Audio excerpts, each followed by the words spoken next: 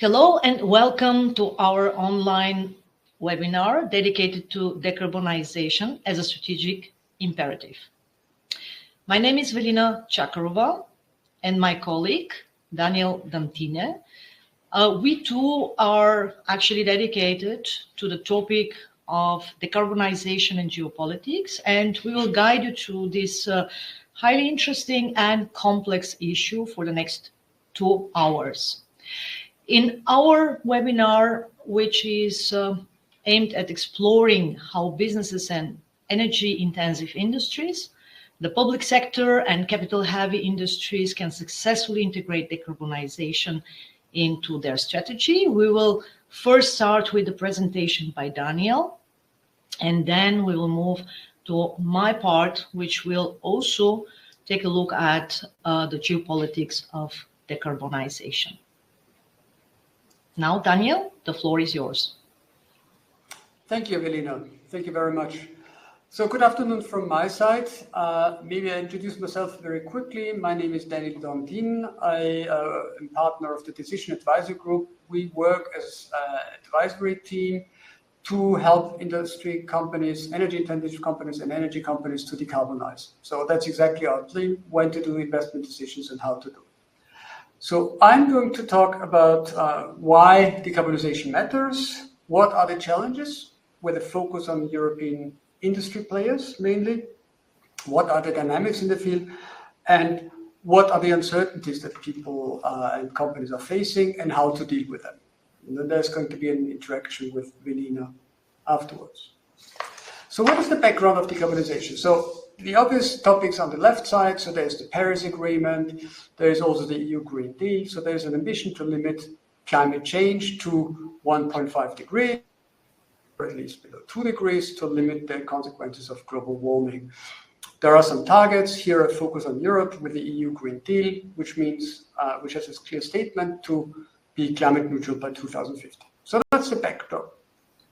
But this is not the only thing. So economy in general has always been transforming. So there's always been some development, digitalization, for example, and the push to green economy is just a new driver, although a very fundamental driver because it goes to the core, the energy system.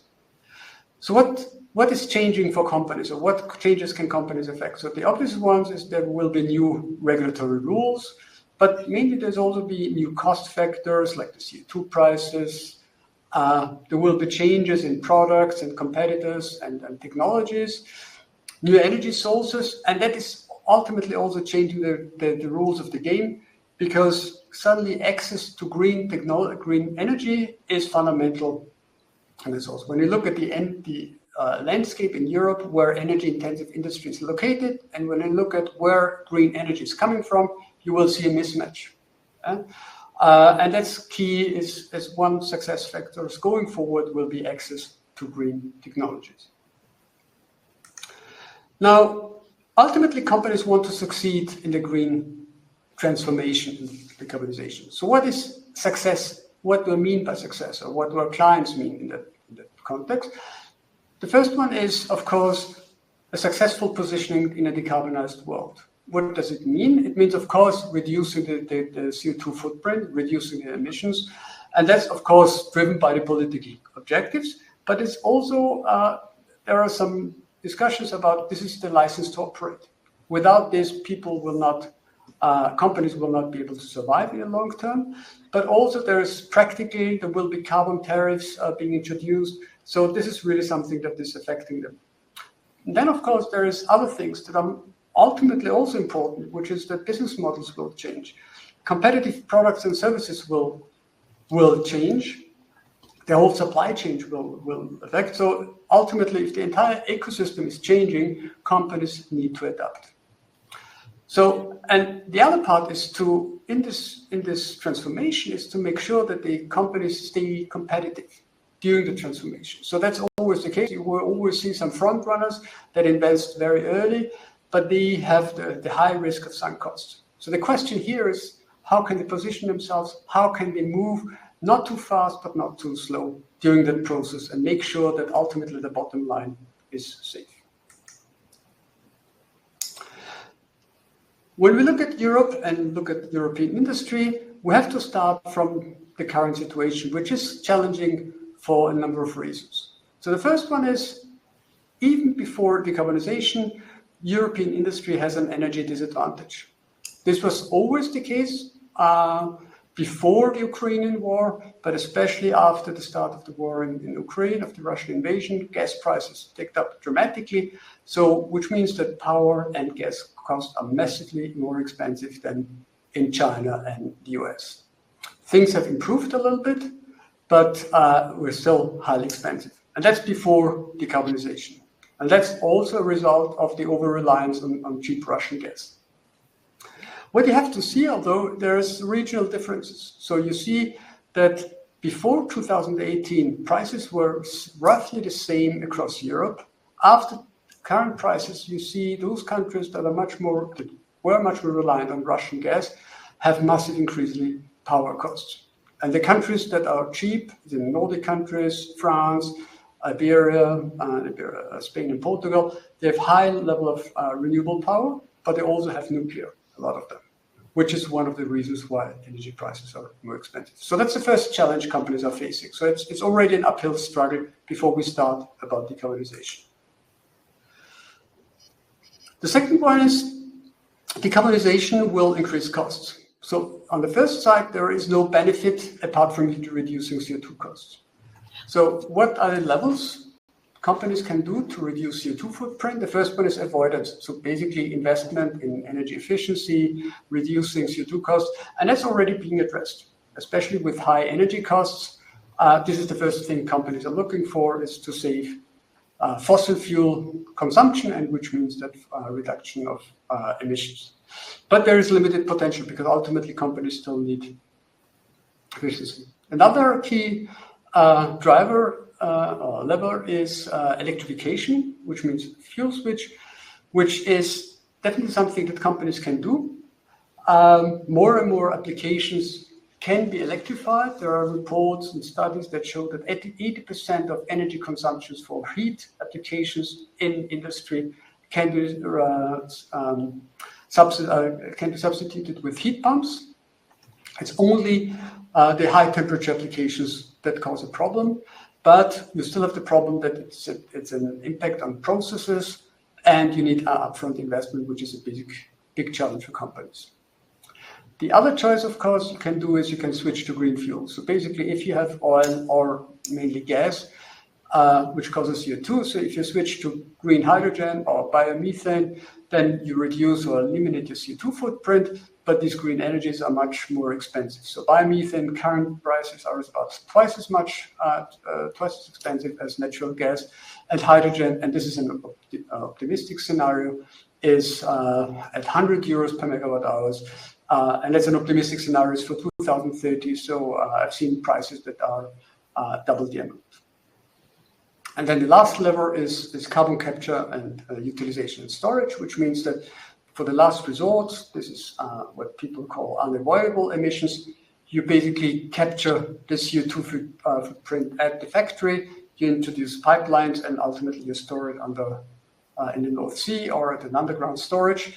But this is expensive, and this costs, according to one study that we did, average 260 euros per ton of CO2. This compares to current CO2 price of 60 euros per ton. So basically, it's not an economic investment at this point in time.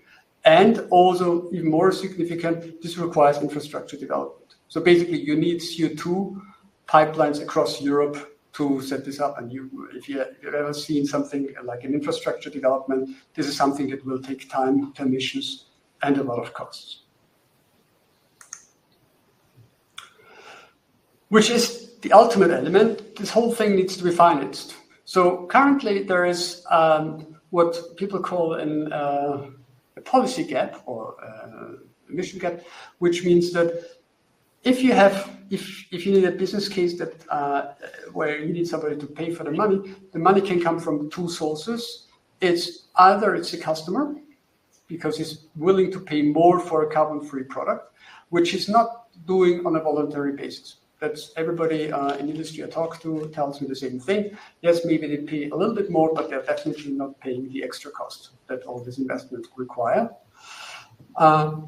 Or it's mandated, like with the higher CO2 price, then the company is passing these costs on, and then you need to make sure that there's carbon leakage protections, because otherwise companies just shift the production abroad and then put it into Europe. The second source of funding is basically via the taxpayer, via direct funding. So that's the second obvious step, that companies invest in new technologies and they have funding, but then there's a key risk that companies rely on subsidies for a long time. Now, this technology gap, this policy gap is actually seen because ultimately, when you look at the EU green targets, you see that there is significant reduction planned until 2030. And given the lead times that companies face when investing in heavy industry, they need to start taking now investment decisions or in the next 1 or 2 years. And if you've read the news in the last couple of months or even weeks, you see that there is a lot of pushback from companies that have shifted or canceled their decarbonization plans, or at least looking at it. Yeah, there's just a few of them. A lot of them have to do with hydrogen, but it's not just hydrogen that is under plan. But it's basically a fact that a result of this policy gap, that you have a plan relying on subsidies, but if the subsidies or the CO2 price does not materialize, then of course you cannot make it, because you cannot invest billions of investments without having a proper business case. Does this mean that decarbonization efforts are bound to fail? So you need money, you need a business case. We've just seen that the business case is not available. So this is bound to fail. And here I'd like to look at some of the aspects, some of the dynamics that are happening.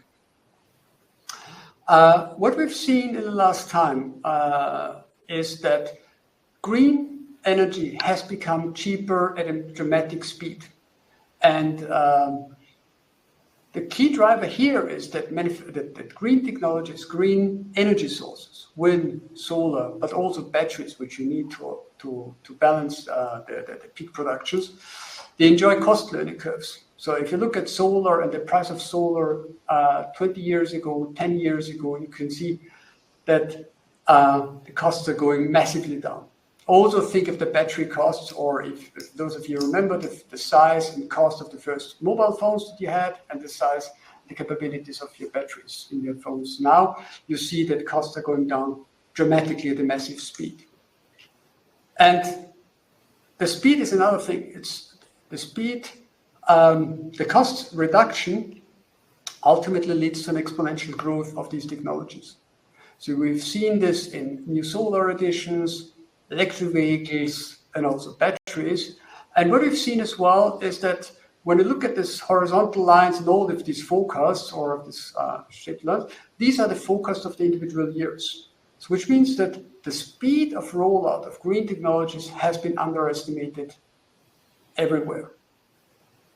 And where you can see this ultimately is just by comparing some incumbent industries, where here Volkswagen versus Tesla. If you look at the results and the recent share prices, it's also a result of the technologies. Volkswagen, for the different reasons for it, but on one side you have a pure electric company, which is one of the biggest, the most expensive car company in the world, and you have Volkswagen, once a leader, and now the share price is massively under pressure, and they're under big restructuring pressure at the moment. Why? And one argument is that they didn't see this EV speed rollout coming early enough.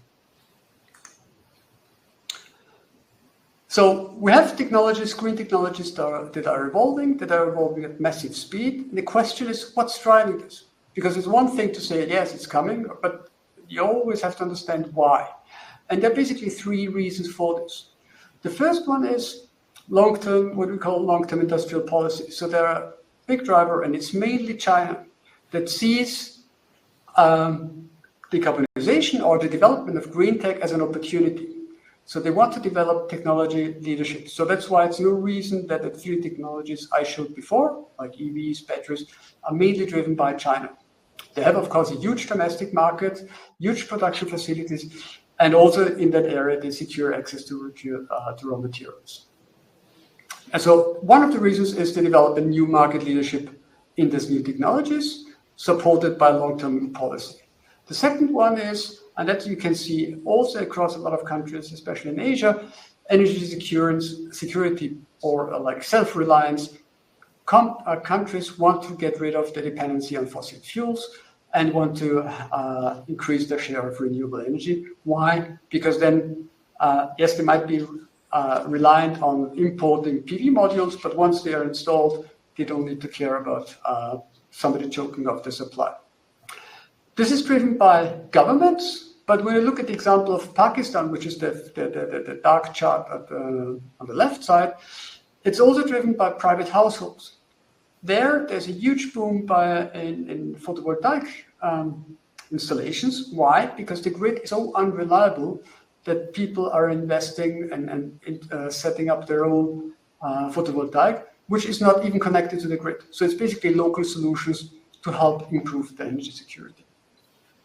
So this is some of the dynamics in there. And the third one is really this risk management behind also public targets, which you can see in China, climate policy, but also Indonesia, for example, announced they want to reduce their carbon footprint in the power sector.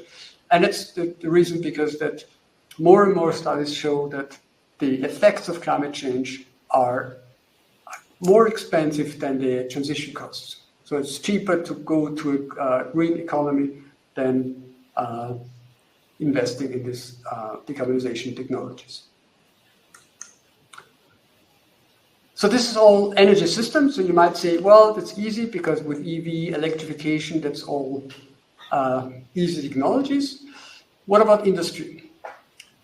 And here also especially a focus. So here, there are a couple of things I'd like to say. The first one is the policy gap that I mentioned before, which means that there is no CO2 price or the subsidy schemes are not available yet. This will eventually close because governments will move towards protecting and pushing industry in that area. There will be there will be regional differences. Just look at the impact of the Trump administration, the incoming. But increasingly what we'll see as well is that this policy gap in decarbonization will also include or influenced by industrial and trade policy. So it's not just like in China about reducing CO2 emissions, but also things will be, okay, where can I play from industrial policy perspective? How can I protect my industry? How can I develop a green tech industry ready for the future? And when we talk about industry and talk about hard-to-abate sectors, technologies is already available with carbon capture and hydrogen, but it's already currently too expensive. But what you have to bear in mind, there is lots of investments going on, so costs will come down, which is driven by innovation, but also lower energy costs. There also will be rising CO2 costs, which will support the business case. But also innovation, and here have a look at, you need to watch out for electrification. So there's more and more application that can be electrified, which will simplify the whole process. And here an analogy, if you look at some of the other energy applications like mobility, where before it was said that large trucks cannot be electrified. So there's more and more applications where more and more breakthroughs coming through, also driven by innovation, also driven by startups that are looking into this. So electrification is definitely a key lever in this aspect, which will solve a lot of the problems.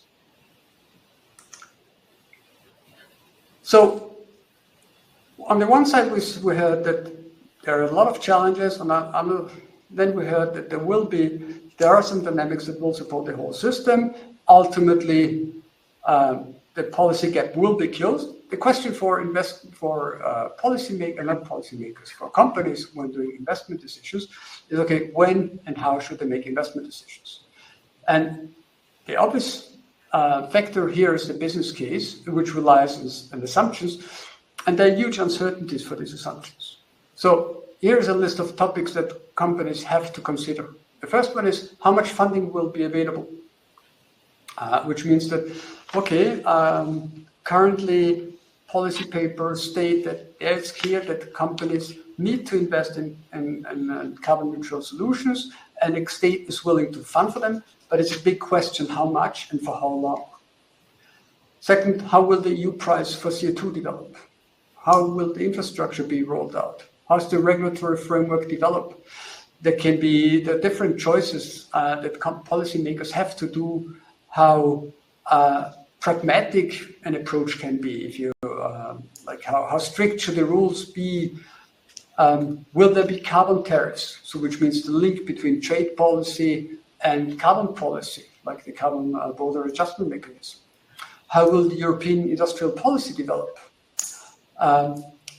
What will China do, especially not just in the mobility and heating sector, but what will it decarbonize its industry? Will there be green steel coming out of China, and at what cost and when? And then ultimately also the question of technological breakthrough. So, which means that when you're working for an industrial company or an energy company and you want to decarbonize and you have all these question marks, how do you deal with it? How do you deal with this uncertainty? And the answer from the consultant, of course, is to say, well, you need strategic foresight. And here, the uncertainty is so big that it's not about predicting the future, but it's about exploring different futures to get an understanding of the dynamics and to see the possible futures, so you can prepare an action plan that allows you to be flexible in its adjustment. And ultimately, when you look at the yellow box here, it's you want to have a business case for strategy, investments, etc. And then of course, you need to have assumptions on prices and costs.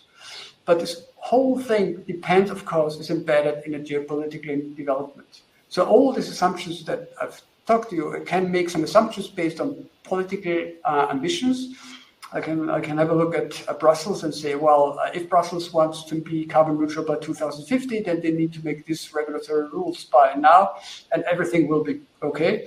But this ignores the geopolitical development and challenges that they would have. And that's why I would like to hand over to Velina to ask the questions like, what are the geopolitical trends for Europe in this context?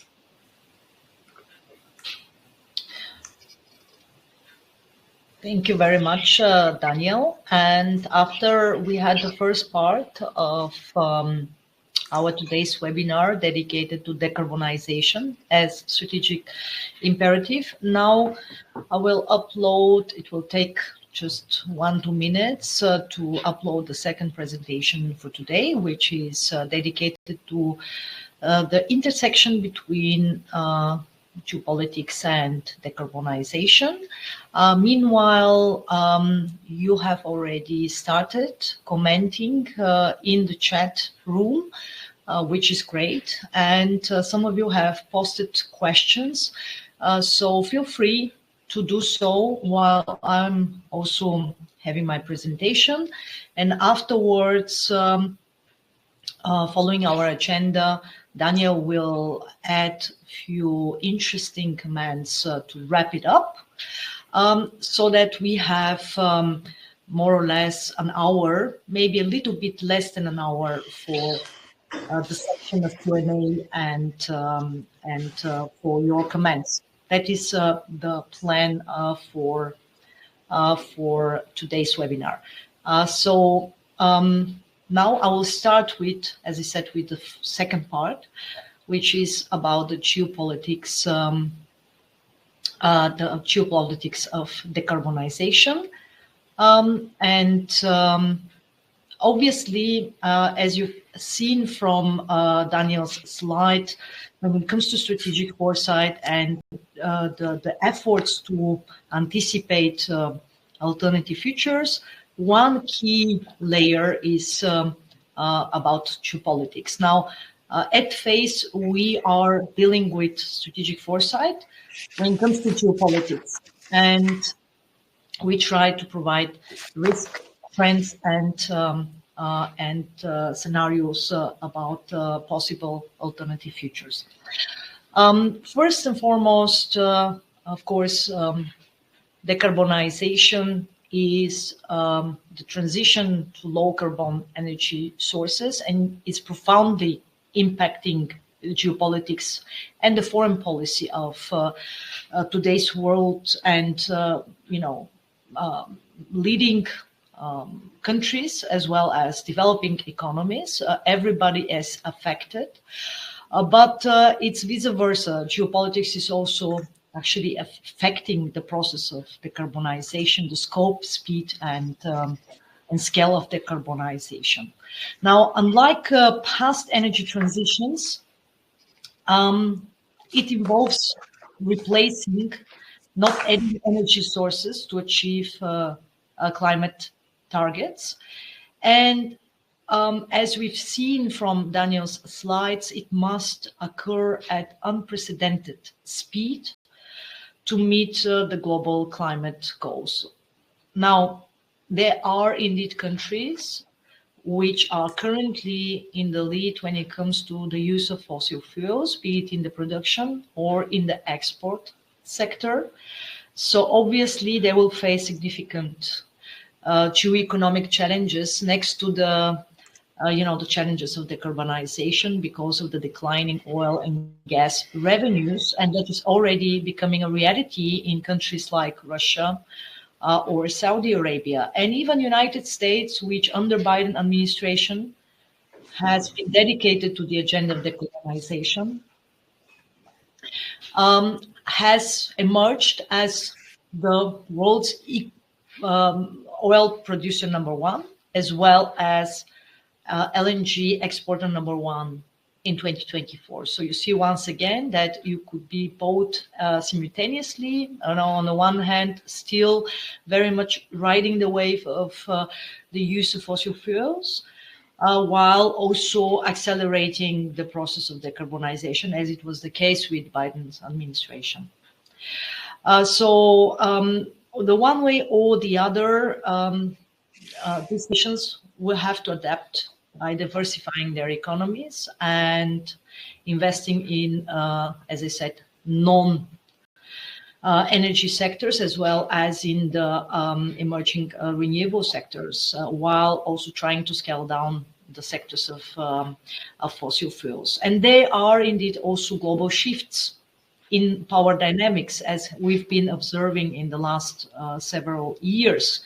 So decarbonization diminishes the geopolitical influence of traditional fossil fuels exporters, but at the same time, it gives more leverage to new countries, or, as I said, those countries that will manage the transition as swiftly as possible and as comprehensively as possible, even though that they are, let's say, for instance, right now still leading in the sector of fossil fuels, but manage this transition, as it is the case, for instance, right now with China, and to some extent also with the United States. So we'll be able to also ride the wave of the fourth industrial revolution and become front runners in the decarbonization.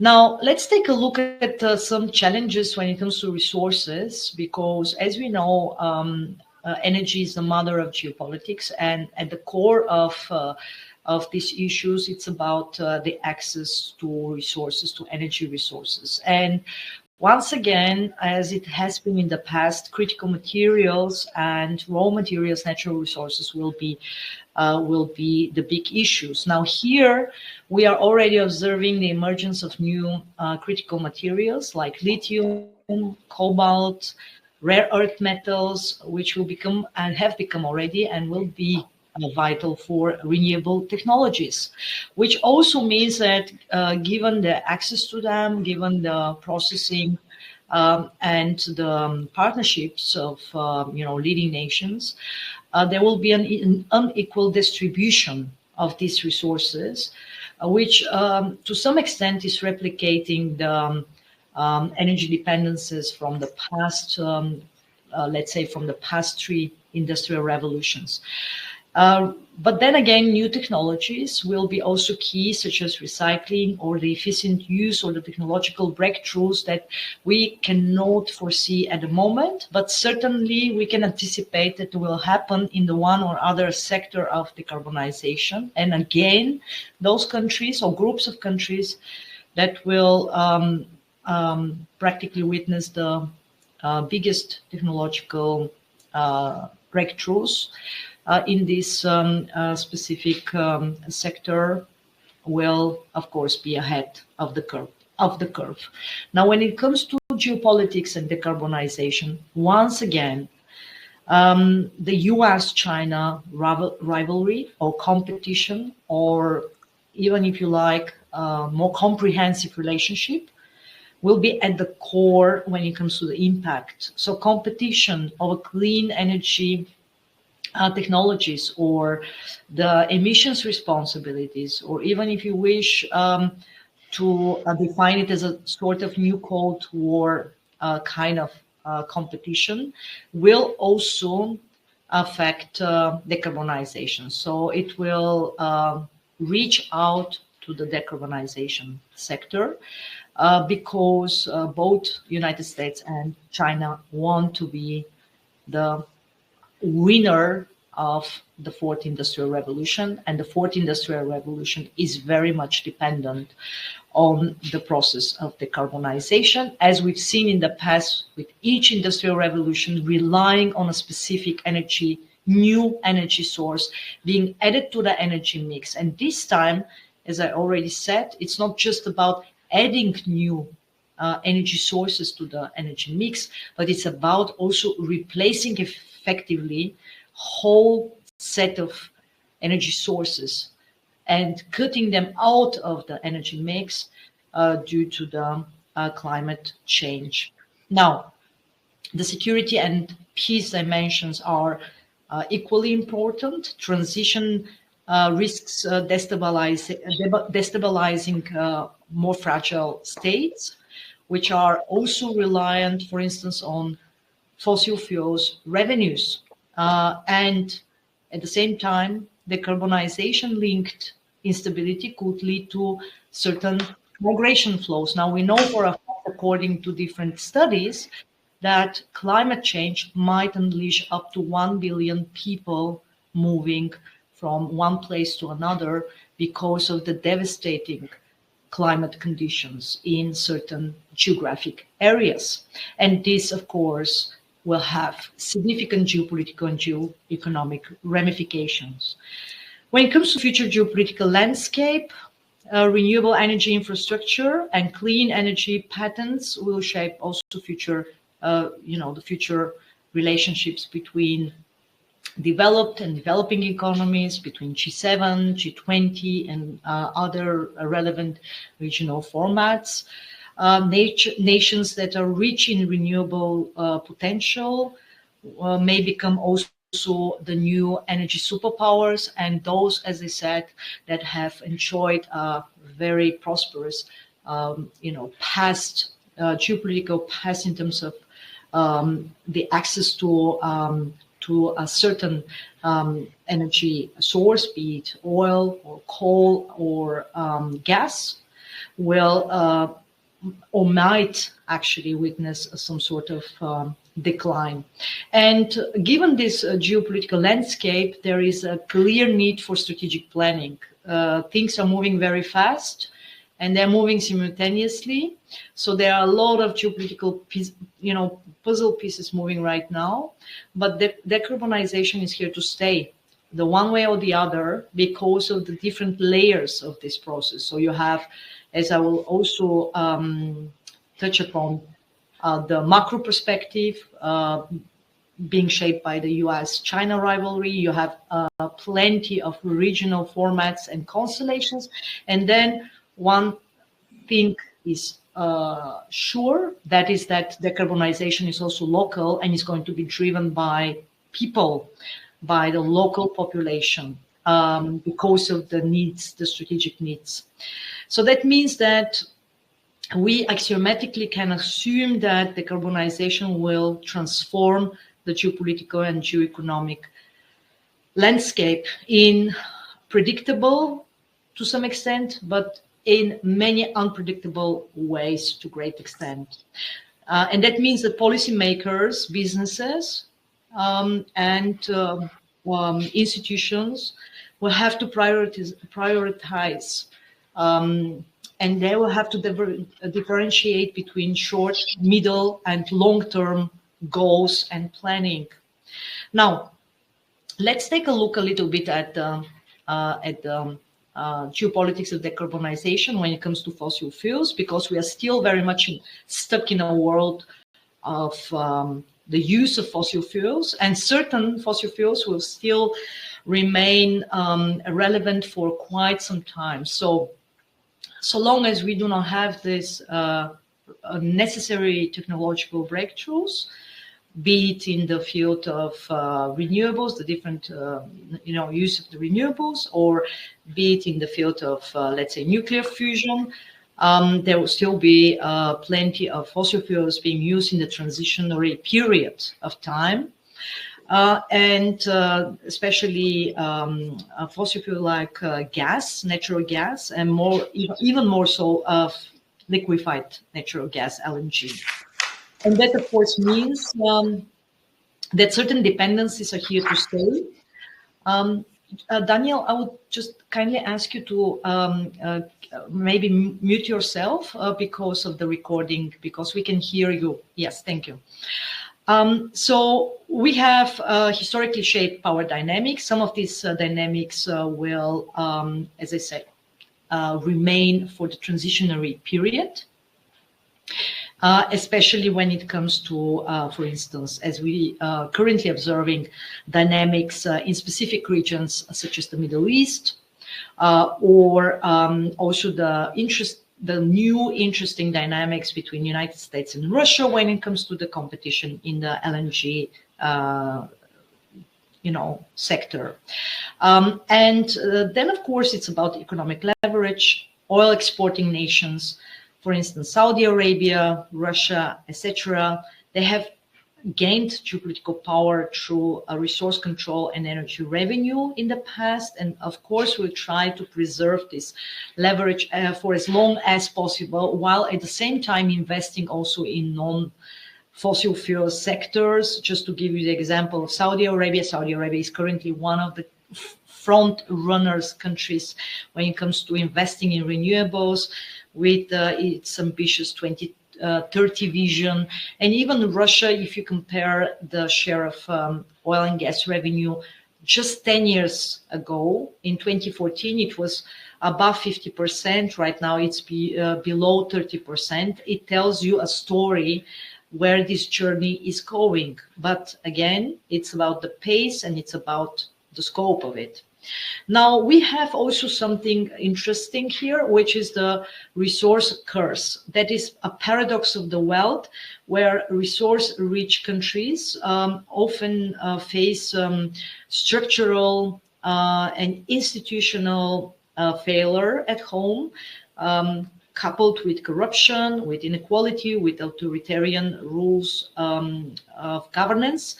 And practically, they cannot really actually benefit from their fossil fuels, like countries like Venezuela or Nigeria. Even though that they are resource rich right now, they cannot benefit from that, which also might be an incentive for the future to give up on on fossil fuels if the technological breakthrough wave affects them positively. There is an issue of political fragility. Fossil fuel wealth can also entrench autocratic regimes. We've seen that in the past with certain countries, example Libya. So again, not all of these criteria that worked in the past when it comes to geopolitics will be still the case when it comes to the imminent future. At the same time, renewables are shaping a new geopolitical paradigm. It's about decentralized power. Unlike fossil fuels, renewables reduce reliance on central producers. They are not just empowering state governments. They are empowering also regions, neighborhoods, and communities. And for the very first time, in the middle of the fourth industrial revolution, unseen for the previous industrial revolutions, we will have also the case where communities and people will have the saying and will be able to shape these processes. Of course, again, if we take a look at the critical materials, as I mentioned, lithium, cobalt, rare earths, and so on, they will be the new, so to say, the new oil, and coupled with the access to water, because in some cases, the need for water will be also a major issue. In terms of geopolitics, you will have practically the new combination, let's say the new oil for instance, for the survival of whole nations.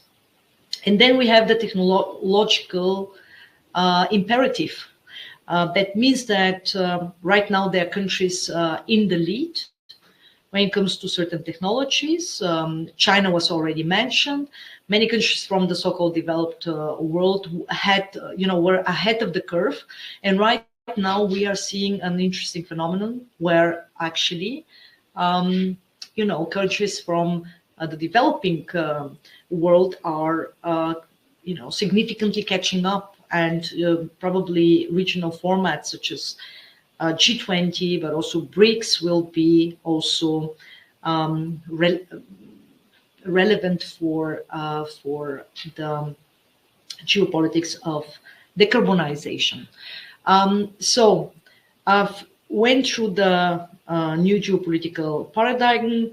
I discussed the geopolitical shifts when it comes to renewables.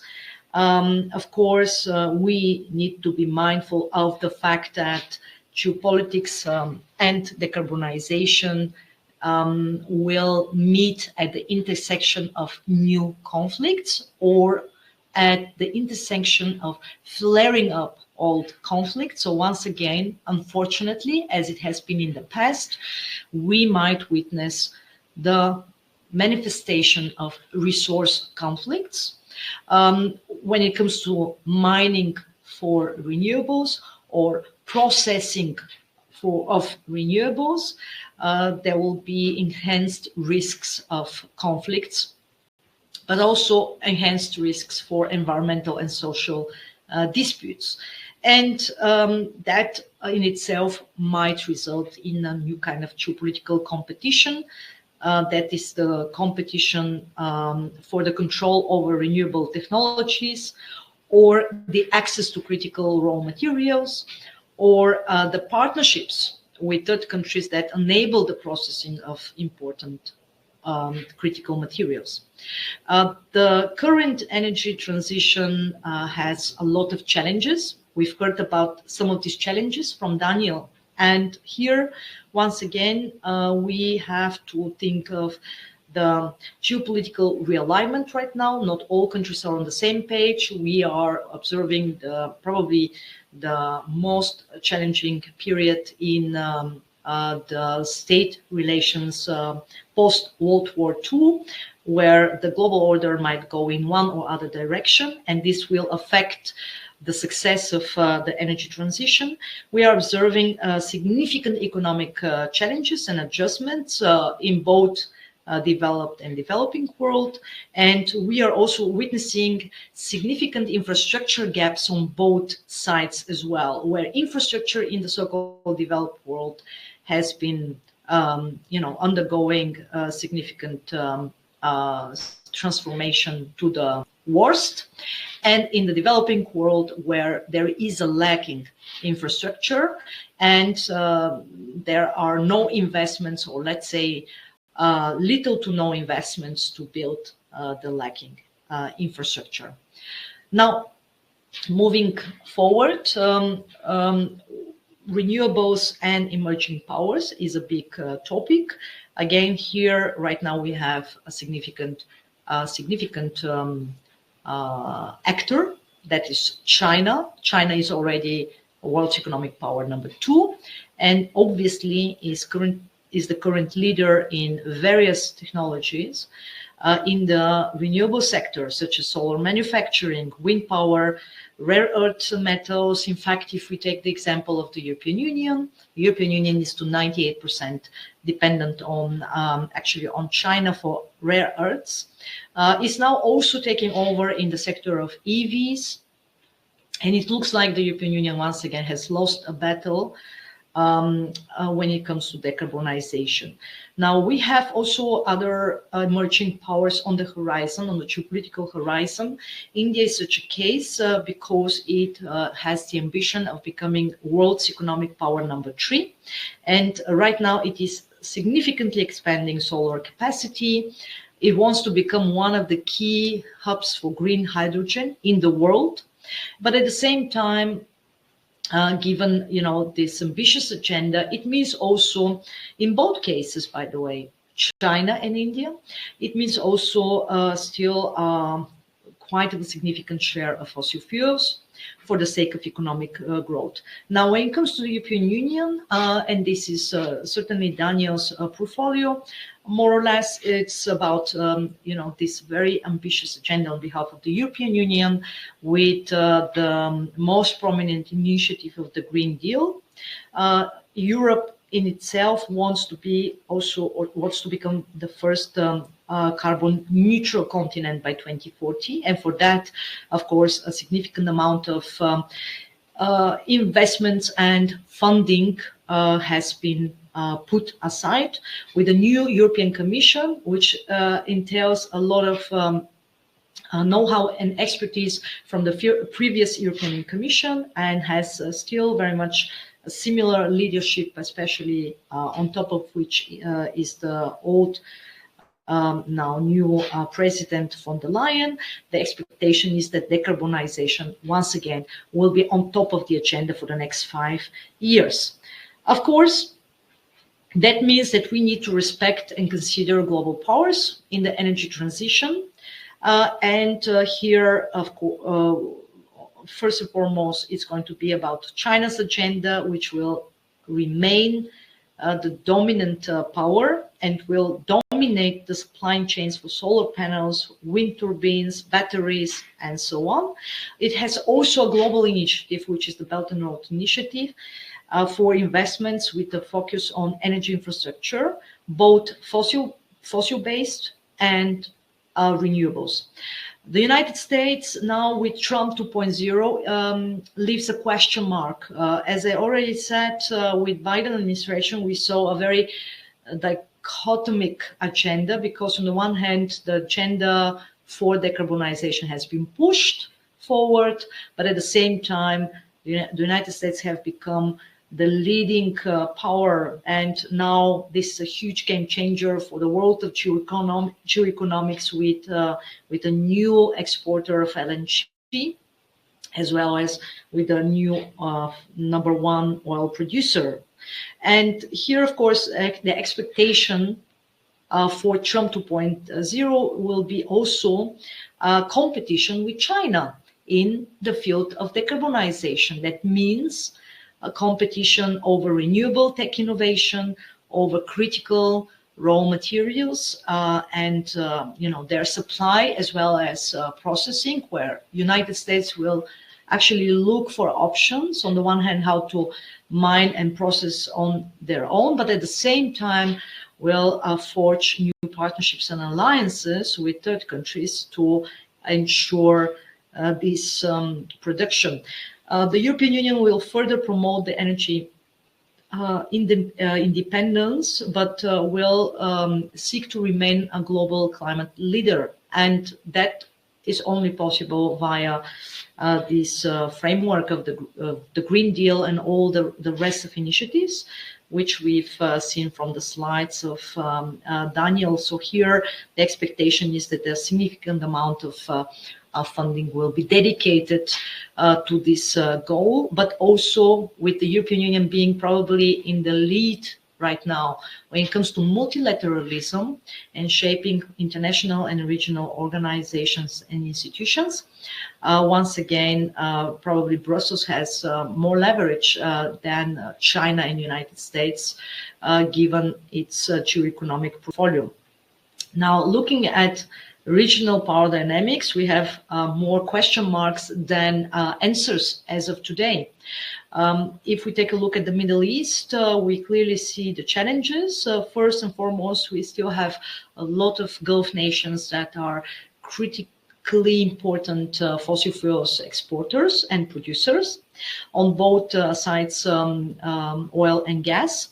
And at the same time, we look at the Middle East also as one of the leading regions for visionary strategies involving decarbonization. I already mentioned Saudi Vision 2030, but there is also the UAE's clean energy investments in Masdar, and there is also leadership when it comes to green hydrogen. So the world is no longer one-dimensional. It's actually multidimensional, and we see all of these things happening simultaneously. When we look at the Asian landscape, and here we will see a lot of economic growth, in fact, a lot of demographic growth as well. Again, we clearly see, centrifugal trends happening, such as the case of India, which will be in the lead, as I already mentioned, especially regarding expanding solar and wind capacity. It is a world leader regarding the International Solar Alliance.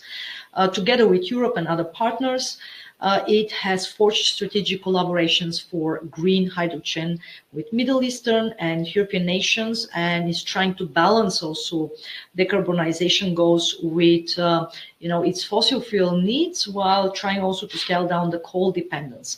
Japan and South Korea, two key US partners, have heavily invested in hydrogen and offshore wind, have forged partnerships with the biggest and fastest growing economic bloc of South Asian countries, where the topic of renewable energy is very high on the agenda. And at the same time, as I said, Southeast Asia will be in the lead when it comes to economic growth, and at the same time is struggling with coal dependency while exploring solar and hydropower options. And then we have Africa, the richest continent in the world. In geoeconomic and geopolitical terms, it's still the continent facing probably the biggest power scramble when it comes to resources. So it is rich in all the critical minerals and resources for renewables.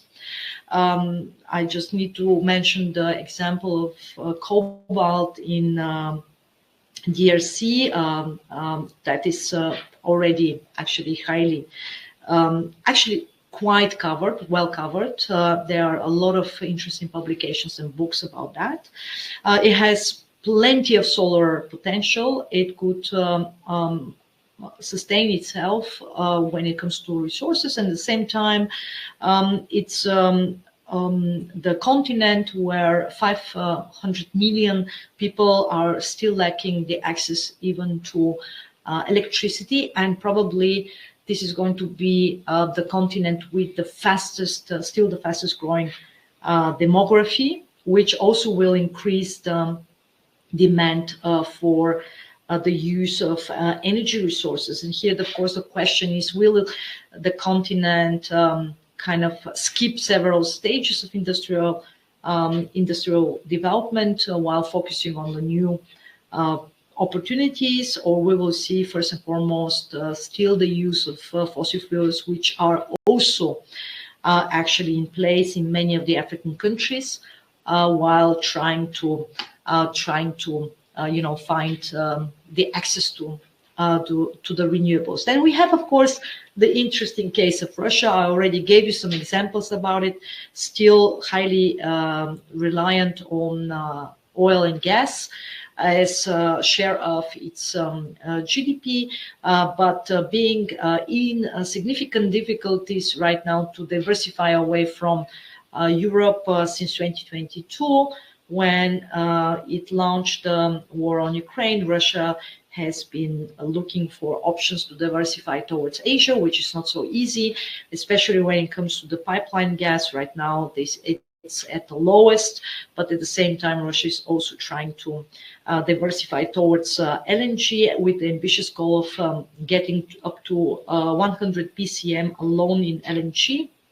Just to give you an example, before 2022, there has been a significant share of Russian gas coming to the European continent of around 40%, 40% share of the whole, energy mix in terms of gas supply came from Russia. Right now, it is at around 20%. So half of it, and still quite significant if you take a look at all the measures that Europe took.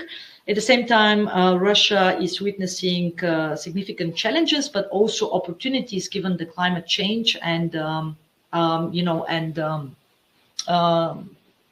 newly emerging needs of clients and partners of Russia that want to go away from the traditional fossil fuels. So opportunities will be linked to the Arctic, where the melting ice impact might open new shipping routes. Right now, Russia is facilitating the Northern Sea route for the export of commodities, including LNG and oil, to China, to India and other Asian partners. But it also kind of opens, certain new geopolitical rivalries in the field of fossil fuels. I mentioned already the one between the United States and Russia. At the same time, it opens up new opportunities because of the significant, amount of renewables that Russia also has, but hasn't been exploited yet. When it comes to Latin America, this is also a continent which has a lot of potential in terms of renewables, and we are already looking at concrete examples such as Mexico, Brazil, Chile, and Argentina when it comes to concrete examples. Such is the case with Brazil, which is leader in biofuels and hydropower. Such is the case with Chile and Argentina when it comes to lithium production and other important minerals. Mexico is struggling to, shift from fossil fuels, but right now with the new president, who is also actually an expert on energy transition, the expectation is that Mexico will also will start thinking of decarbonization efforts. Now I'd like to take a look at some concrete risks and opportunities at the end of the presentation, while not naming all of them, but just to go through some concrete examples. In my presentation, it became clear that when it comes to geopolitics and decarbonization, one of the most significant risks is linked to resource dependencies, because again, we will be dealing with critical raw materials. So decarbonization does not mean that renewables just fall from the sky and there you go, you have a clean environment. So this is going to be a significant challenge for countries, for businesses, and for obviously for locals, because when you have critical mineral supply chain risks or production risks or whatever kind of risks along the value chain and the production chain, there you go, you have to think of some sort of geopolitical competition and scarcity issues. Then, of course, another risk will be linked to economic and political instability. Now, I've mentioned already about the fossil fuel exporter vulnerabilities, and I gave you concrete examples with Russia or Saudi Arabia or Nigeria, but then again, you need to think of also such instability issues linked to the renewables. At the core of the success of decarbonization, from the perspective of geopolitics, will be the issue of energy security. No country in the world, no matter whether it's developed or developing economy, will be able to successfully transform its energy mix towards decarbonization if the issue of energy security is not solved first and foremost. It's not guaranteed and it's not solved in terms of problems, risks, challenges.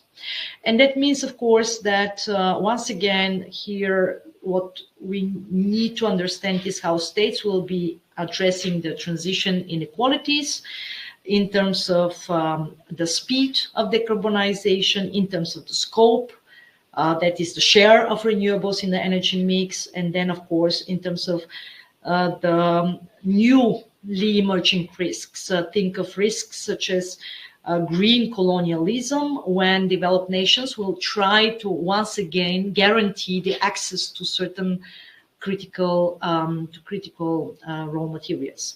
We have to think of the emergence of regional conflicts. As I already mentioned, the issue of water stress and hydropower. I mentioned the issue of possible Arctic competition next to the competition on other parts of the world. And just to go through some other risks, we will face also strategic competition over green technologies, because once again, every nation will be vying for a leadership position and will want to have pole position in critical technologies. There will be some sort of political polarization that is inevitable to happen.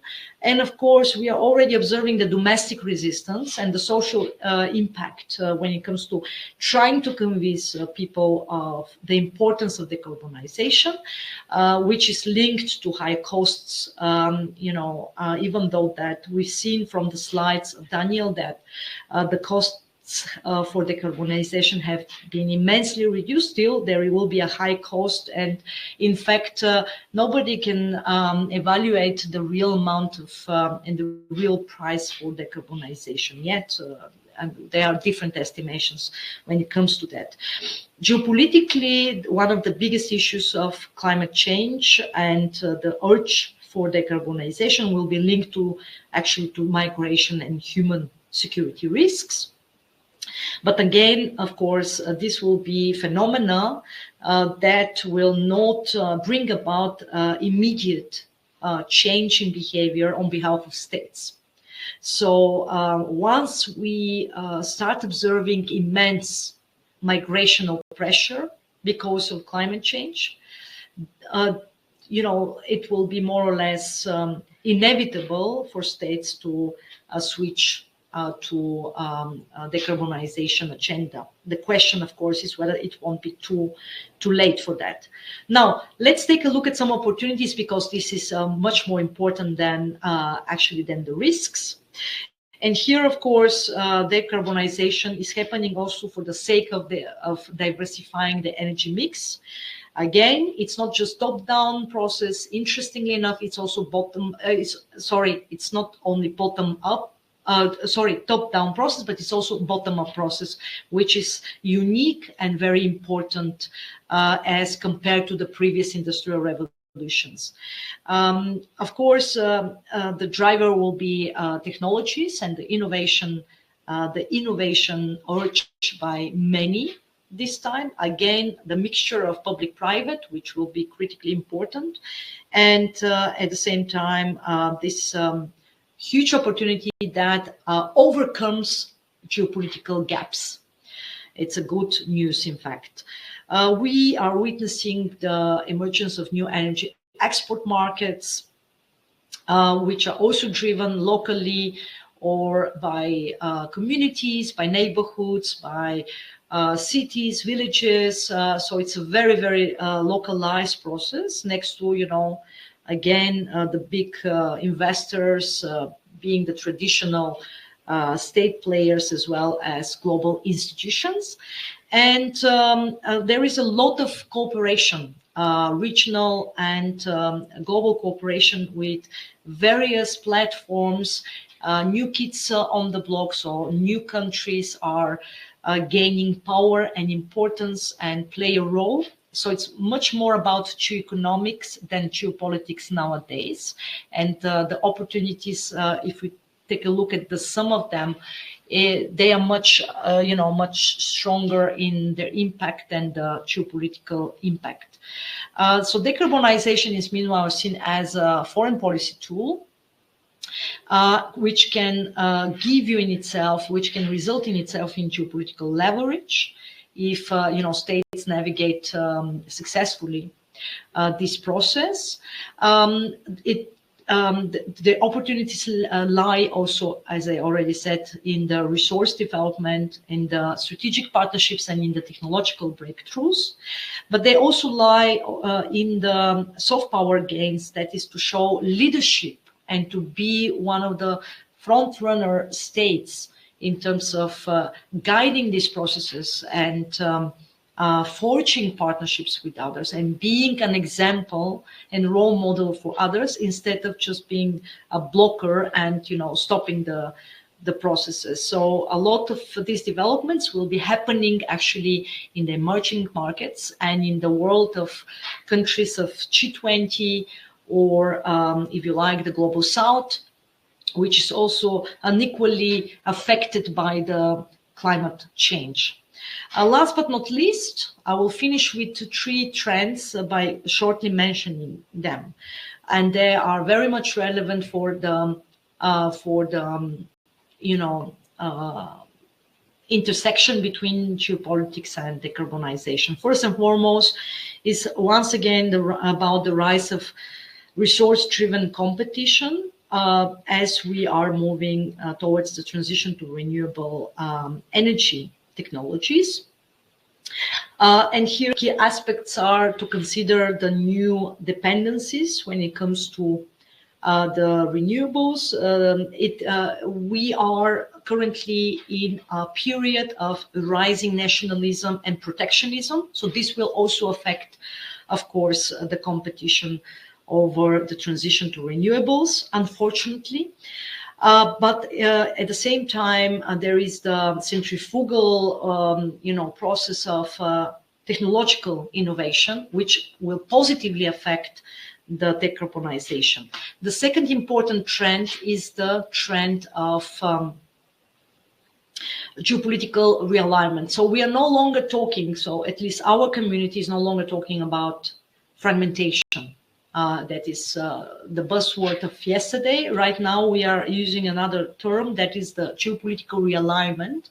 And again, the geopolitical realignment will be happening also when it comes to renewable energy corridors. Here, we've mentioned already the key issue of hydrogen economies, but there is going to be also the issue of energy trade shifts in terms of moving away from traditional fossil fuel dependent trade relations towards the renewables trade relations.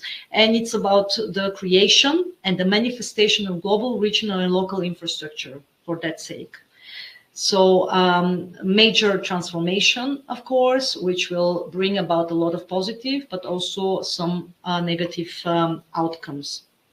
And last but not least, a third important Third important trend right now is the trend of decarbonization induced strategic rivalries. This is why strategic foresight, also regarding geopolitical environment, is key to understand the race for leadership in the renewable technologies, which will intensify as the global competition between the United States and China will deepen with Trump 2.0. And at the same time, as the so-called middle powers, such as the European Union, India, a lot of Middle Eastern, Latin American, African, Asian countries are also going to oscillate between the United States and China, but they will be also adding to the green technology innovation. They will be contributing to the global climate diplomacy, and they will be demanding carbon adjustment agreements.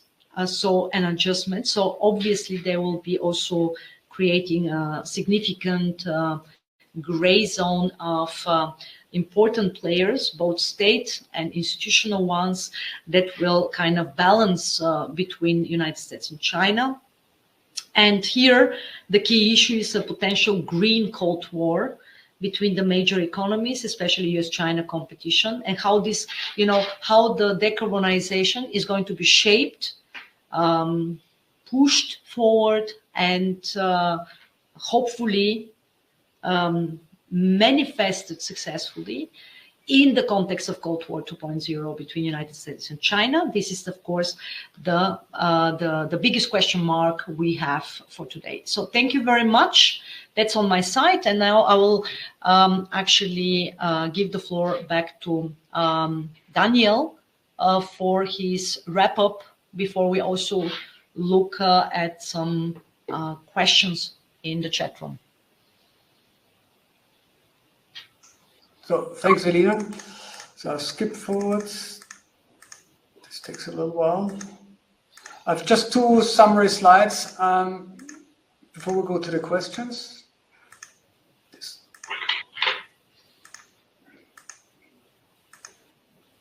So this takes a little bit. Sorry.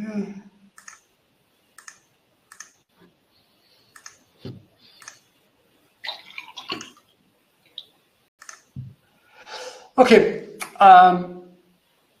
my wrap-up first. The first thing, I want to close the loop coming back to investment decisions for European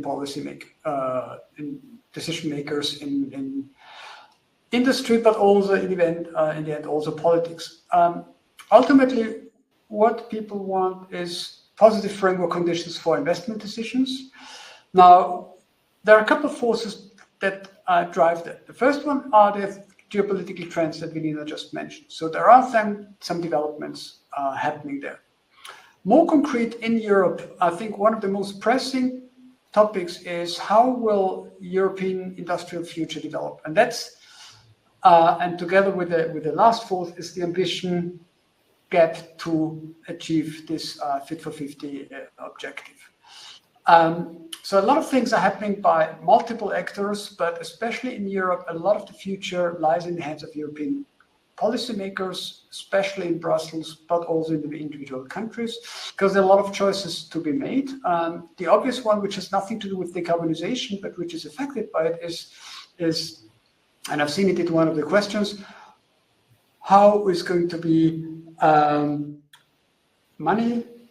public money funding split between money for security, so the required investment in European security. Where will the money come from and how much is spent in competitiveness of Europe? You've seen the Draghi report, so Europe needs to invest a lot of industrial competitiveness. And the third, obviously, is the Green Deal. And obviously, it's clear that not all three targets can be achieved with the same amount of money at the same time at the urgency it needs. So there will be a big trade-off, and the question is, how will this be? And then, of course, you have other things to consider. There will be topics like how much will European policymakers or local policymakers subsidize dying industries? Yeah, so there's another hole, which is like there's a need for structural reform. especially coming. So obviously, a bad choice would be to put money into these dying industries, yeah, which is also an option. So that's definitely one topic. So there's a lot of forces in there driving the future, and ultimately the last slide is more. I don't want to go into the details, but the key message of this slide is for companies to navigate through this is they have to prepare for the uncertainty. So they have to work with scenarios, they have to prepare for different futures. There are a lot of tools available, and of course consultants like us who help navigate through this. But the key message is the uncertainty is here to stay, and it's essential to keep an eye, to use foresight, to keep an eye on early warnings, and to see in which way future will develop. That's it from my side. I think we're open to questions now. Velina, do you want to start going through a question and close the presentation? Yes, sure. So there have been a lot of questions and comments in our chat room, which is great, of course, and we can take a look at some of these questions now and try to answer them until actually the end of our webinar. Of course, feel free to further comment and you know, so long as we are online, we will try to answer all of the questions. There was a question about the slides. Since we actually will provide the link to the recording, you will be able to watch this webinar afterwards as well. So we are not going to provide any slides.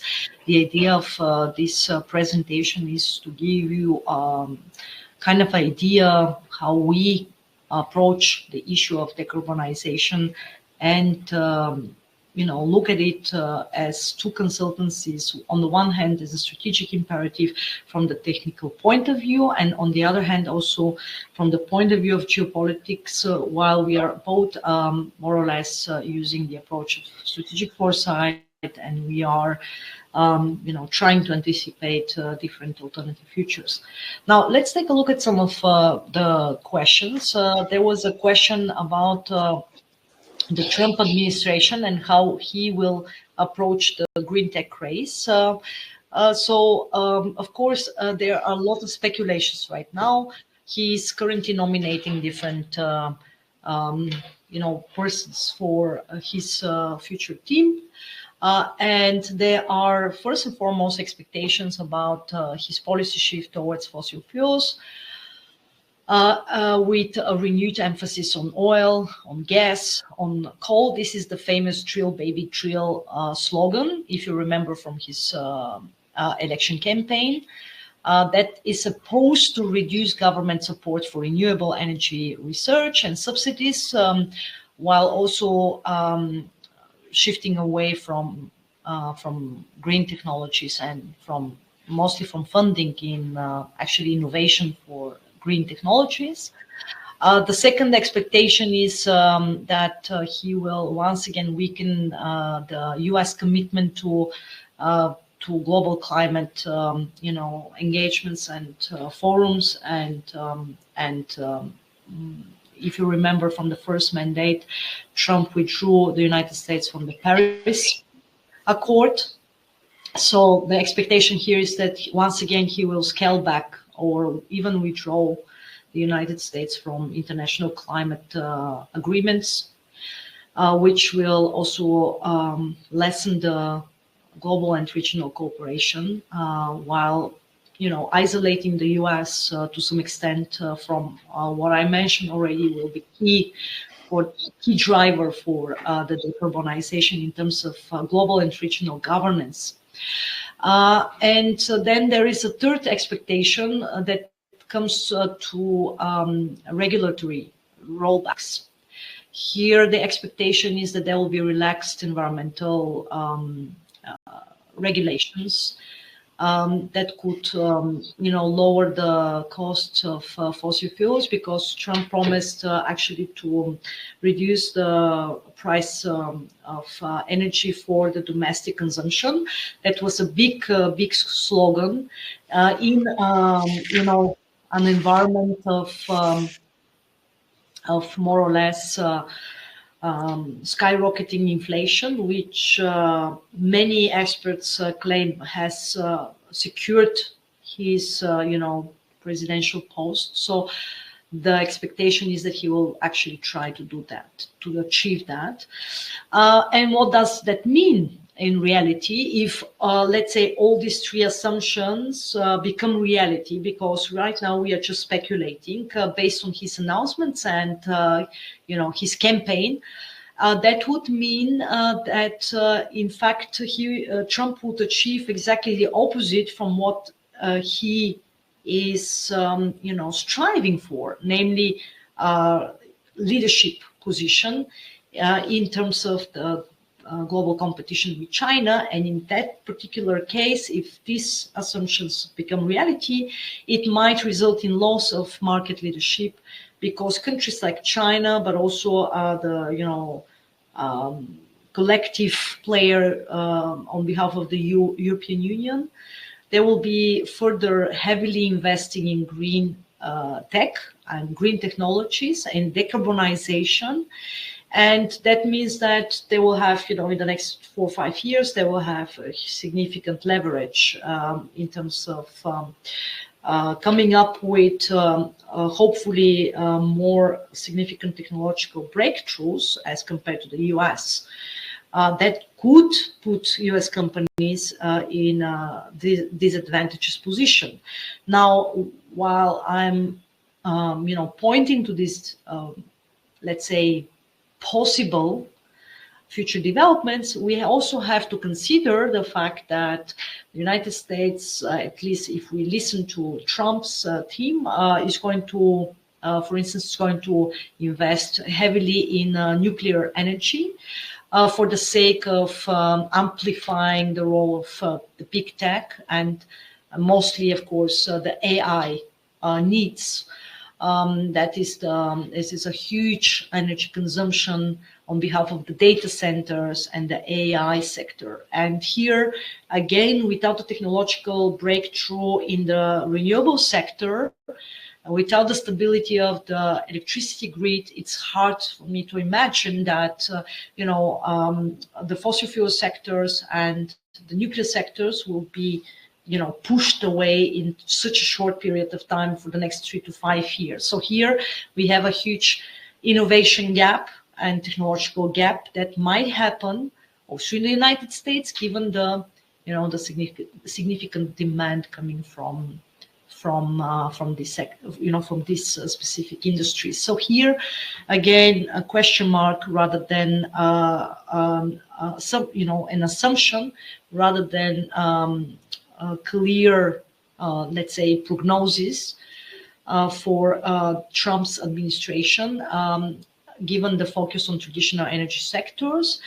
Will that mean diversification away from green tech or delaying advancements in critical areas like battery storage, hydrogen, solar efficiency? Hard to tell, because I don't think that Trump wants to see himself as a loser in any of the sectors when it comes to the competition with China. So Daniel, if you have to add something. The only thing I'd like to add there is there's a lot of discussion about, will Trump cancel the Inflation Reduction Act? Because that's a big money source, of course, and a big push by Biden to green energy. And the answer, what I've read and what my opinion is there, it's going to be difficult because a lot of the money of the IRA flows into Republican states. So there is definitely this, that he will not reverse course immediately. And then, of course, you have the tech sector itself. Yeah? So Trump is not omnipotent when it comes to businesses, etc. So businesses themselves want to have a stake in the green tech industry, and not to mention only Elon Musk. I mean, Tesla is a battery company. And yes, it's also an EV company, but it's what is an EV? It's a big battery. So they have somebody right at the heart of the Trump administration who has a big stake in green tech with EVs and batteries. So Yes, there will be a slowdown in terms of the public and government commitment, of course, and the reversal of policies, but the underlying trend, the underlying dynamic will continue, and American businesses will want to be part of that. Yeah. So that's what I see coming. Mm-hmm. Okay, thank you, Daniel. So let's take a look at some other questions. Okay, the question regarding Trump administration has been re-emerging in the chat room, obviously. So I hope that now our guests in the chat room are satisfied with our response. There is a question about the European companies' disadvantage as compared to US corporations. And currently, it seems that higher energy costs, the stricter decarbonization policies and regulations in Europe could disadvantage European companies compared to their US counterparts operating under a more fossil fuel friendly environment and less strict regulatory framework. And right now there is this trilemma regarding European competitiveness that is linked to the US security umbrella and the question mark whether the US under Trump 2.0 will not withdraw to a certain extent from the European continent when it comes to responsibilities for European security. Second, of course, the manufacturing model linked to China, so cheap manufacturing coming from China, and coupled with the access to the Chinese market for European companies. And here, once again, we see major challenges. And the third important point, as was already mentioned also by Daniel, is the point of cheap energy, mostly coming from Russia up until 2022. But the other big disadvantage, of course, as compared to China, which relies on a plethora of energy suppliers for oil and gas. It is building up its nuclear portfolio in the energy mix, and as I said, and also Daniel highlighted, it's a global leader for renewables.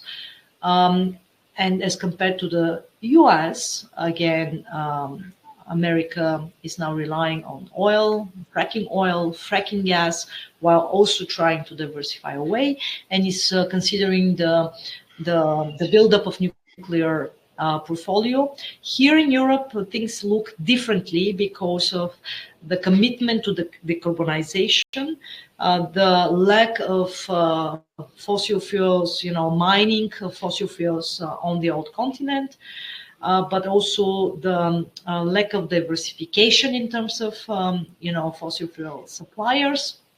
It's not so easy to find in the short term, especially to find as many suppliers as possible, and it is hard to communicate politically because in some of the cases in Europe there are governments with members, coalition members that are coming from the Green parties, and they struggle to commit to, let's say, long-term, for instance, long-term gas contracts. It's hard for them to communicate that to their own electorate. So it's a very tricky situation right now when it comes to Europe, and of course higher energy costs means also that not only that the competitiveness and the economies of European countries are affected, but it means also higher inflationary impact. And in the end, what I said at the beginning, if the energy security is not solved, there won't be any good prospect for decarbonization as well. So Daniel, if you want to add something to that, feel free. I think in terms of Europe, there's a couple of things to consider. So I think there's a need for structural reform. So the old business model, if I look just as industry, was based on cheap Russian gas. So you have heavy energy intensive industries in the heartland of Europe. because they had access to a Russian gas pipeline. Without Russian gas, with these pipelines, there's no way that new energy comes to these places. There are ideas and plans to shift hydrogen to these places. But the question is, how sustainable is it? And I know from steel companies that they are thinking of transferring parts of their supply chain to two places where they have cheap access to energy. So I think the business model will change, which means a structural reform, which is challenging. And the question is, how aggressive will this be done? How will politicians support this? Or will politicians be inclined to support a dying business model? I think Europe has some opportunities in that it's very challenging, but it's not the case that all European industry is dead or dying. Just look at, for example, the share price of Siemens Energy in the last couple of years. It's increasing. So yes, energy-intensive industries at heartland in Europe is definitely under pressure, but it's something that needs to be addressed. But given the right choices, and if you have the long-term vision, it can be, there is a future, but it's going to be challenging and it requires tough decisions. So that's what I can say at this moment. And I'm not certain that these decisions will be made in the positive sense.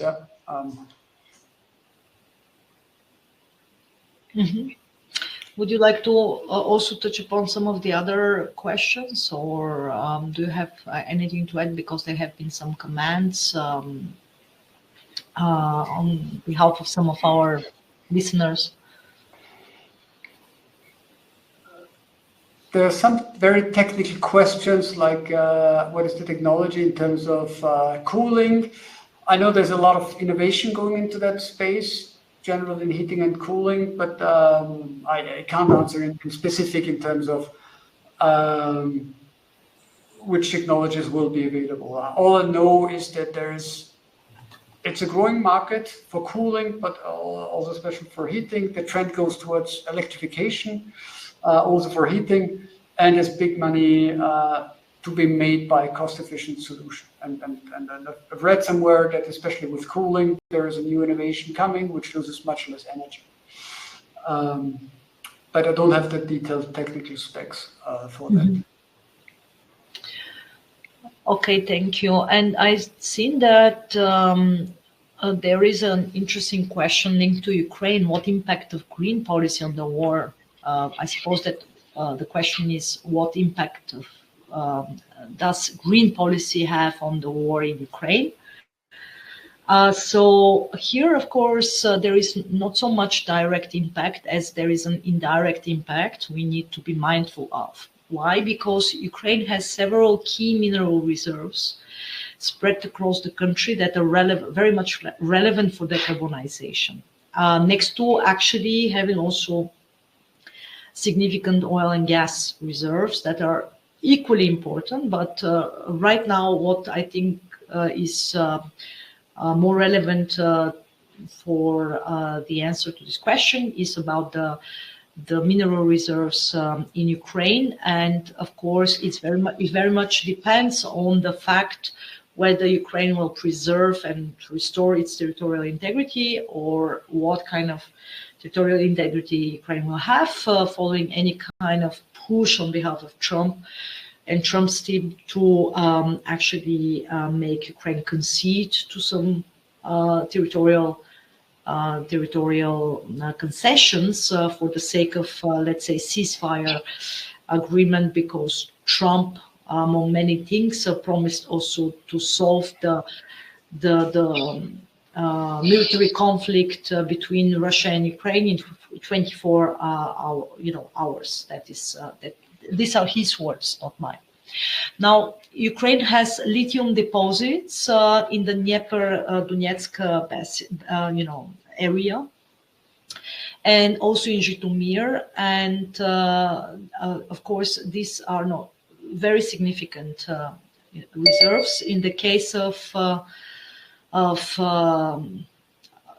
Donetsk, it's of course questionable as to whether Russia will remain in some sort of control.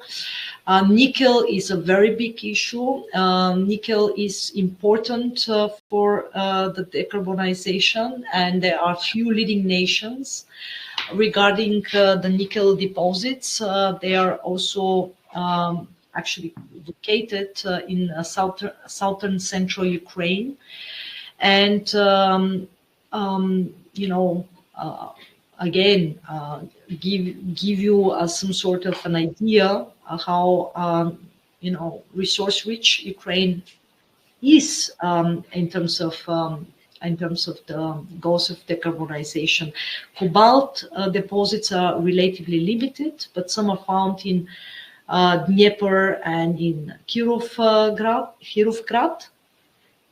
And they are rare earth elements. These rare earth elements that I've also mentioned when it comes to rare earths, where I gave you the example of the European Union being dependent to 98% on China. So again, diversification and partnerships with third countries will be key in the for the success of decarbonization. No country will be able to do it on its own, and there are some rare earth elements also found in Ukraine. And uranium is also important. It's for instance, located in Zaporizhia, again in Kirovgrad, and is one, in fact, of the largest producers. Ukraine is one of the largest producers of uranium in Europe. So you get an idea how important, minerals and raw materials are. But because of the necessities of the war right now, which has more, bigger priorities, these things are not being discussed in reality, but they will be discussed the moment when, as I said, there will be some sort of conflict resolution under the pressure of external, powers, or let's say following, developments on the ground and on the different front lines in the months to come, especially in 2025. Good. Maybe I can add to that. Ukraine is also seen long-term as a source of big biogas production, given its agricultural role. So that's why it's one of the sources that Europe looks at Ukraine, especially given the gas infrastructure is already available. So that's why it also plays a key role long-term. Mm-hmm. Thanks, Velina. Thank you, Daniel. That is very important. Now, Professor Larafi also commented, and the question is related to small modular reactors. Will they be an efficient alternative to the climate change issue? Will they be seen as a, addition to the decarbonization? Now, here opinions differ. So I will just give you my 2 cents as a geopolitical expert. I'm not a technical energy expert. And as a geopolitical expert, especially for the case of Europe, but certainly not reserved for Europe as a case, I claim and I would argue that the small modular reactors are a must, especially given the precarious energy security dilemma Europe in general is facing, and it's quite of an uneven energy dilemma right now, as we've seen also from the slides of Daniel. So it's not the same equal amount of problems linked to energy security and energy diversification in every corner of Europe. But in general, I would argue that small modular reactors are absolutely a must for the transition period towards decarbonization, while the share of renewables is growing, but still there is a lot of instability in the energy grid, especially in the electricity grid, in the energy mix and in the electricity grid. So in a sense, it is one solution of many, dependent also, of course, on the state preferences, because some states in Europe are against nuclear power. So in the case of Germany, I would argue that the decision to close the nuclear reactors has been linked to party ideology, because of one of the members of the coalition government, has put this as a part of its political campaign to be elected. This has been the Green Party. But once there will be a new election in February 2025, and we might see a very different party, first and foremost, very different vote, for very different mix of parties, and second, a very different coalition government. I would argue that we might see, for instance, a significant shift towards the decision on small modular reactors, or even, if you like, the decision to at least restart the 3 nuclear power plants that have been closed. Now, in other cases like Austria, I just don't see any breakthrough in favor of nuclear power, no matter what kind of coalition government will come to power. I just don't see this happening in terms of public consent, and in terms of public awareness, and also in terms of party political dynamics. So there will be countries that will still avoid the use of nuclear powers, but we will see a significant transition towards the use of nuclear power again. For this transitional period, we do not know how long it will last, and that's why one way how to reduce the uncertainty is, for instance, to rely on nuclear power.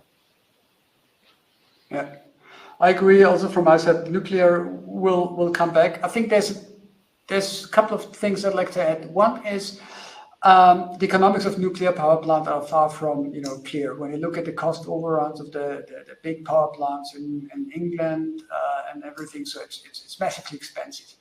I'm not sure about the small power plant, small nuclear reactions, but it's definitely, from a technology perspective, definitely something interesting to look into it. The other one is in terms of the policy framework, and that comes back to what you said, Velina. It's Europe has a tendency to look at all these questions from an ideological point of view.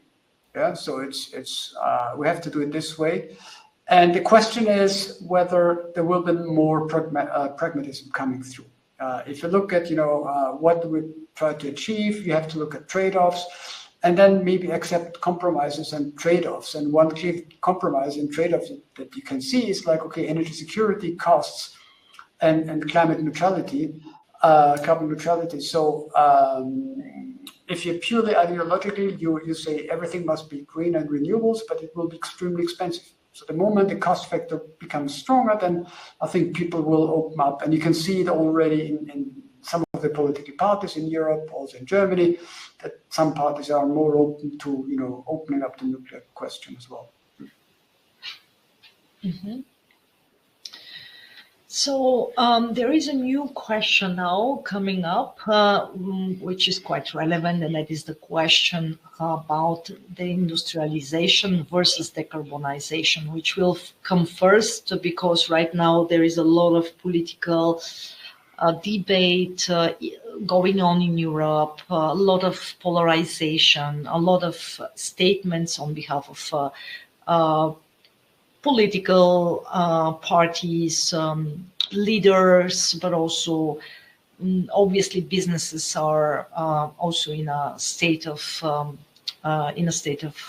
transformation. And here the question is, what is coming? What comes first right now? Is it really about the industrialization linked to decarbonization? Or is it decarbonization that is preceding the industrialization and will help companies and states and citizens overcome the current energy dilemma, right? And when it comes to the industrialization, so here mostly it's about actually businesses, European businesses moving out from Europe, right? One major issue is linked to energy prices. That is for sure. If you take a look at polls, if you talk to companies, and we both are talking to companies, and we have, at least I can talk on my behalf. So the companies I talk to, the representatives of companies I talk to, are pointing to energy costs, but not at the sole issue right now. So they're pointing to other issues as well when it comes to moving out from Europe.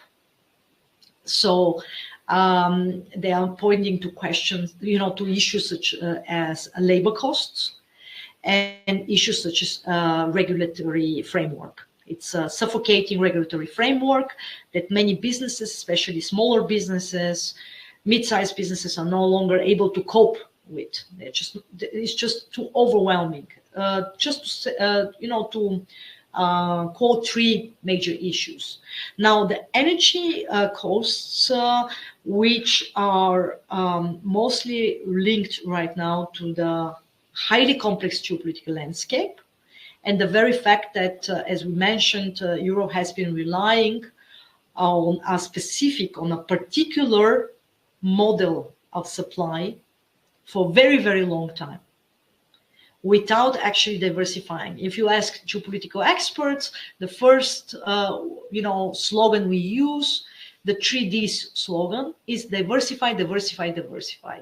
You should never make yourself dependent on a singular supplier for whatever kind of technology. When I say supplier, I don't mean, of course, supplier being a friendly nation, being a like-minded nation, or being a competitor or a rival. It doesn't matter. You don't make yourself dependent. And that has been a business model for a very long time in Europe. Now, added to that, there is a premium linked to decarbonization, because Europe has much more ambitious goals as compared to everyone else, and has been investing a lot in terms of money, has been putting skin in the game, far, far ahead of many other parts of the world.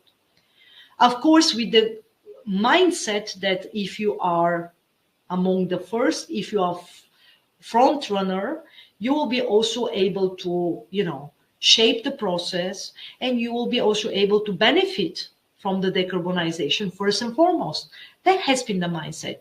Now, what is going to happen is that some sort of prioritization must happen in terms of timeline, because some are catching up, but then again, if you are too fast with the ambitious goal of decarbonization, you might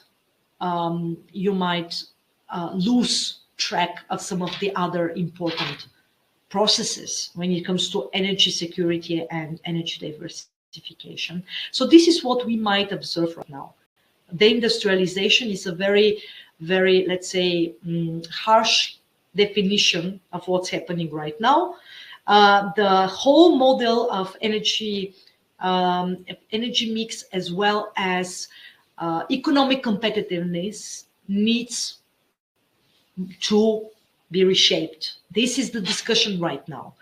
The European competitiveness is derived from much more than just the energy, the demographics issue, the regulatory issue, the fact that others are rightfully catching up. So it's the same big, cake, but there is a, much smaller piece for Europe, because others want to have their piece of cake as well. And as I said, rightfully so. So these kind of conversations are happening right now.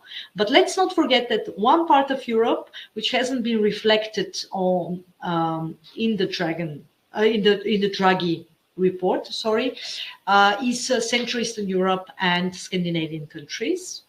And there, the issues are not similarly linked to the industrialization. On the opposite, the prospect of economic growth is still very, very good.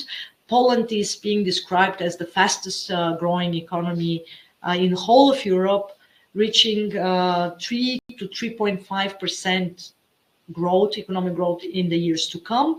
Other countries will also catch up. So a lot of factors are relevant. we should not generalize, but we should also not deny reality. And we have to face reality. Otherwise, as Daniel put my quote at the beginning of his slides, if we start constructing reality based on our normative wishful thinking, reality will head back and punch us in the face. Daniel.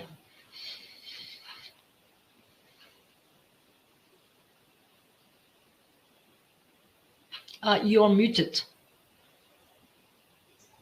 Sorry. I think on the European deindustrialization, I think first we have to define what deindustrialization is. And I'm pretty sure that we will have within this room 5 to 10 different definitions.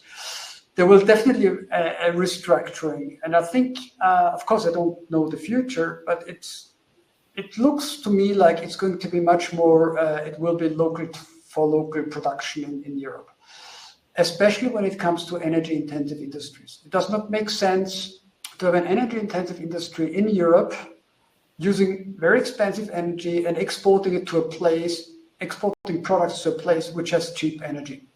Yeah? So which means that it's natural that some part of the production will adjust. And this has nothing to do with decarbonization. This is just a readjustment of shifting away from Russian gas. So that's what I mean by restructuring. On the other side, Europe, I don't think will lose all its industry, because of course there will be, also from industrial policy-wise, Europe will want to have some kind of production, but it's not going to be, for some sectors, export-driven. It's going to be for local, which means that in some industries will be much smaller in terms of overall size and capacity in Europe, which is a big challenge for industrial policy and labor policy and everything that what comes with it.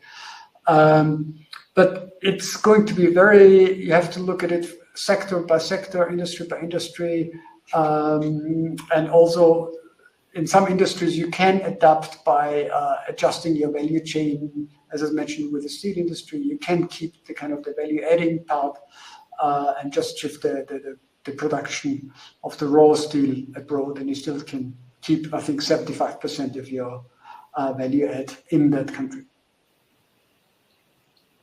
Mm-hmm. And I think that with that, we have covered almost all the questions. Now there are some very particular questions, very concrete questions. I don't think that we both have answers to, like the question, is there a better way to cool apartments in China instead of mini split devices like heat pumps? I honestly don't have an answer to that. I don't know. Maybe Daniel knows, but I mean, sorry that we do not have the ability to answer all of the questions. So I think that aside from that, we have covered all other questions and comments, and we were able to reply them. And we thank you for staying with us for actually 2 hours, which is a big challenge in this environment of podcasts and webinars.